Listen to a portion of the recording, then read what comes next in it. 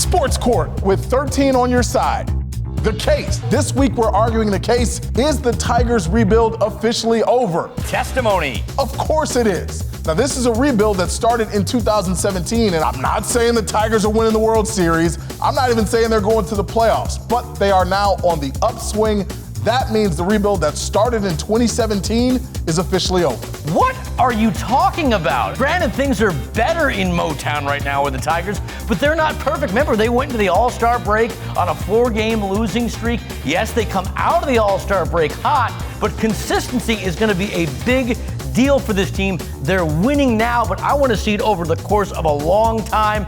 It's a good start, but we are not there yet. Don't take your foot off the pedal. Cross-exam. I agree with you about consistency, Mike. They are struggling with that. They're up, they're down, they're hot, they're cold.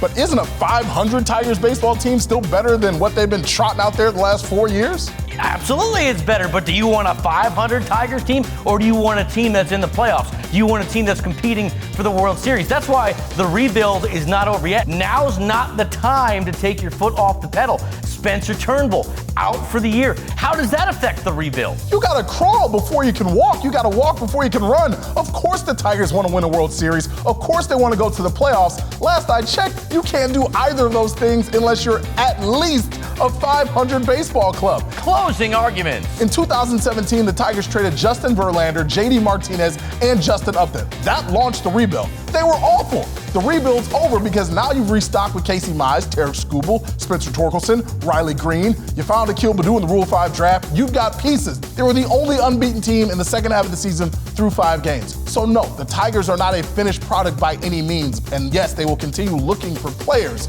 but they are no longer the laughing stock in baseball. And that's what was so worrisome about the rebuild. Losing 90 games 3 years in a row makes you look like trash.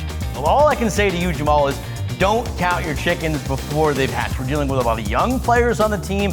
There's still a lot of different ways they can go. They're not formed yet. The job is not done. It's a reason to feel good. You don't have to hide your Tigers hat when you're going to the mall and you don't want to wear it because you're embarrassed. You can display it proudly, but the job's not done. It's only the beginning. I still, though, feel very good about where they're going. The verdict. What's your verdict, jury at home? Head to the 13 on your side Facebook page to comment and share, and you can let us know how you think we got it wrong.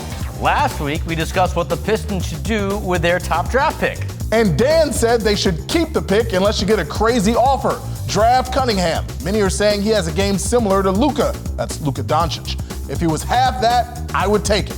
I think he's a smart man there. And next week, we got a very special edition of Sports Court for you. A collection of errors, fumbles, mistakes we made during all our arguments. You're not going to want to miss that next week in Sports Court.